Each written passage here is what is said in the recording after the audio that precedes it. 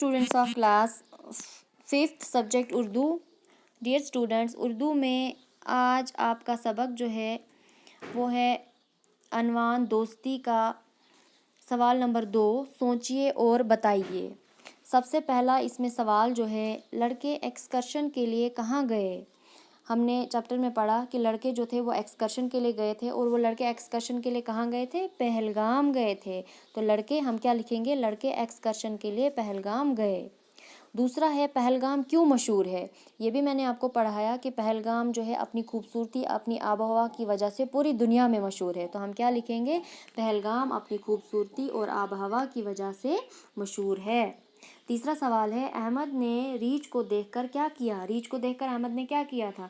احمد نے جب ریچھ کو آتے ہوئے دیکھا تو اس نے ندیم کا ہاتھ چھوڑ دیا تھا اور وہ فوراً پیڑ پہ چڑھ گیا تھا. تو ہم کیا لکھیں گے؟ احمد نے ریچھ کو دیکھ کر ندیم کا ہاتھ فوراً جھٹک دیا اور پھرتی سے ایک پیڑ پر چڑھ گیا.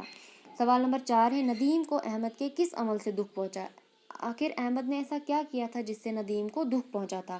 تو ندیم کو احمد کی بے وفائی سے دکھ پہنچا تھا کہ احمد نے اسے مصیبت کے وقت اکیلا چھوڑ دیا. مصیبت کی گھڑی میں اسے اکیلا چھوڑ کے وہ خود پیڑ پر اپنی جان بچانے کے لیے چڑھ گیا.